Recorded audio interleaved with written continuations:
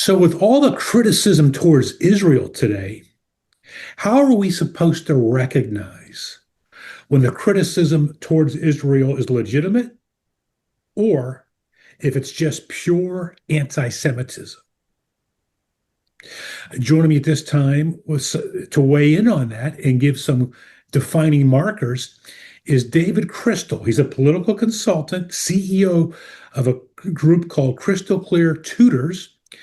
And pretty remarkably, what he is also known for is he wrote a white paper regarding how Israel can defend itself against threats around it that made its way to the Israeli Defense Forces and was read by the IDF. David joins me now from Florida.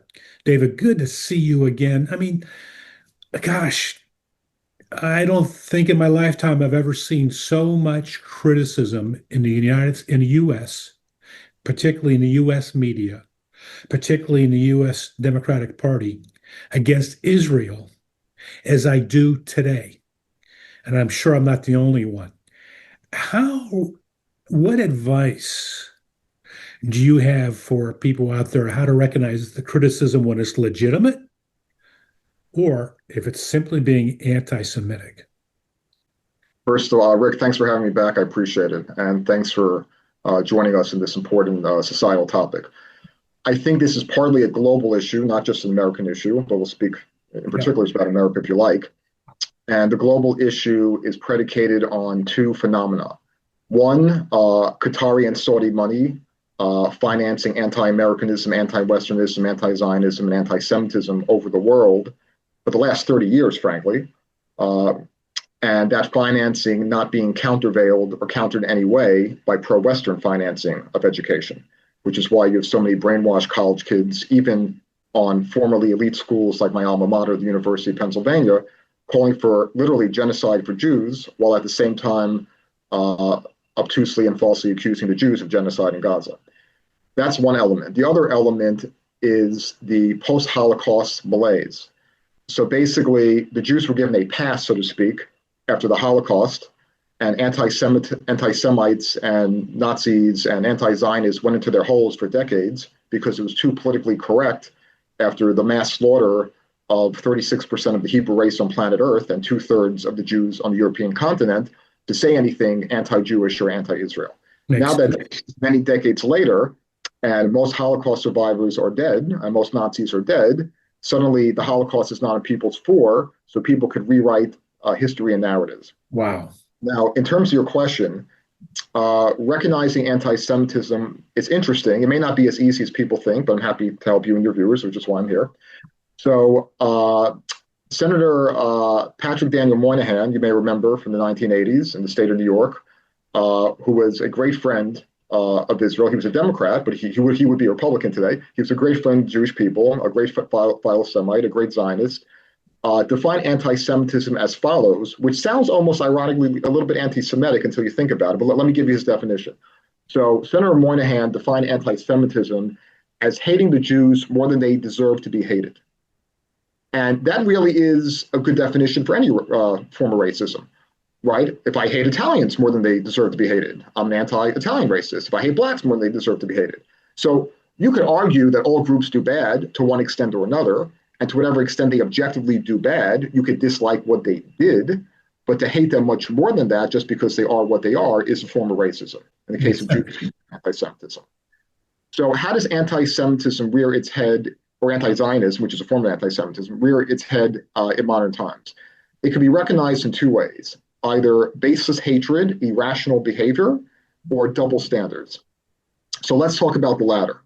So if you put a certain race under a microscope, in this case the Jews, but you refuse to look at yourself in the mirror, let alone a microscope, and you refuse to look at any other race or culture in the mirror, let alone a microscope, that means you're specifically targeting that race or culture for calumny and discrimination and hatred and criticism. So if you falsely accuse the Jews/the IDF of genocide in Gaza, which prima facie is ridiculous because the population has grown over the last 2 years in Gaza and has grown tenfold over the last 100 years. But at the same time, you say nothing of true genocides taking place in Nigeria. That is anti-Semitism because you're going out of your way to look at the Jews under a microscope, but you're ignoring all the other real cases of XYZ around the world. Okay, there's a real genocide and have been real genocides going on in Africa over the last few years. No mention of that in the mainstream media, no mention of that on college campuses. But if Jews defend themselves rightfully, and we would have done much worse in Gaza, or the equivalent thereof, if Hamas had attacked us across the Mexican border. But when the Jews defend themselves rightfully and go out of their way to defend civilians to the point where hundreds of IDF soldiers have died in order not to commit genocide in Gaza, we still nonetheless get accused of genocide. So double standards is at the heart of anti-Semitism. Not to mention the fact nobody accused the U.S. of genocide in Fallujah or in Mosul when the U.S. Armed Services, which I support, of course, had a far greater or worse civilian to combatant kill ratio than the IDF had in Gaza. So if you don't accuse even Putin of genocide in Grozny, and you don't accuse America of genocide in Mosul and Fallujah, but you accuse the Jews, the Jewish state, the IDF of genocide in Gaza, when the last of those aforementioned has a much better civilian to combatant kill ratio than the former mentioned, you are going out of your way to discriminate against the Jews and the Jewish state. You are going out of your way to put the IDF under a microscope. That is anti-Semitism. Oh, David, you did an amazing job explaining that. I think most American people are not really sure why Israel is being accused of genocide in Gaza. They just know that, well, there's something bad going on there, and don't know to what extent, as you said, the population there has grown in the last couple of years. Uh, Give us an example of what's happening there that is giving the far left or the medium left the ammunition to call it genocide. Well, some people call it Hollywood, Palestinian Hollywood. Don't get me wrong, there are many real examples of dead Arab children in Gaza under rubble, but those are augmented by fake examples of stage cases of Arab children with fake blood on them and fake rubble on them. And the real and the fake images have been disseminated all over the world. And the left media, as a consortium, so to speak, is much better financed and much more united than the right media, so to speak. And they have more credibility, so to speak, because these mainstream media have been around for far longer. They shouldn't have credibility, but they do. And again, as you know, being in the entertainment and media industry and news industry for quite some time, if it bleeds, it leads. So if we were to take the same cognition and apply it to World War II, the Nazis would probably still be alive. We might be speaking German right now because we wouldn't be able to bomb Dresden at all. And we might not even have been able to bomb Munich and Berlin because the media, if you extrapolate, would be using the same images of dead, beautiful 5-year-old blonde-haired, blue-eyed children under the rubble and say, look, the Americans are committing a genocide in Dresden and Berlin. So unfortunately, people think emotionally, not rationally, and people have lost sight of history. And it tears any human's heart to see children dead. But the fact is, in all wars, children and women die. And one of the beauty of my plan, which unfortunately was not fully implemented, was that the IDF under my plan was to, in the onset of the war, separate women and children to minimize the deaths of women and children, because we knew what the Hamas playbook was. We knew the Hamas was not only going to take real deaths of women and children, but also stage fake deaths of women and children in their Bollywood campaigns, which of course Qatar and Al Jazeera love to promote all over the world, which raises a different issue that we're not taking seriously, which is the Trump administration's cozying to Qatar when Qatar financed Hamas more than anyone, and finances Al Jazeera and finances anti-Westernism more than any country on the planet. That's a whole nother conversation we could have. But the bottom line is people need to be more intellectual, less emotional in their analysis. Wow.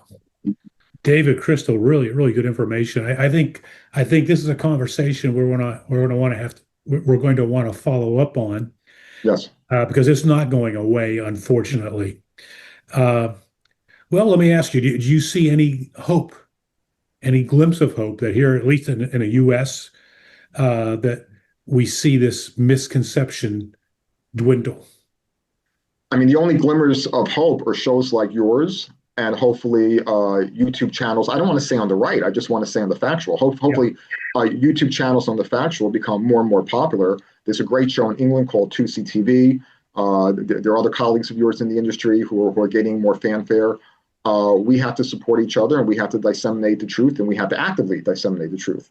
And we have to find a way to get into the college campuses more and the high schools more and just spread the truth. It's that simple. Yeah. All right, David Crystal, thank you for joining us. Thanks so much for having me. Appreciate it. Back with more after this.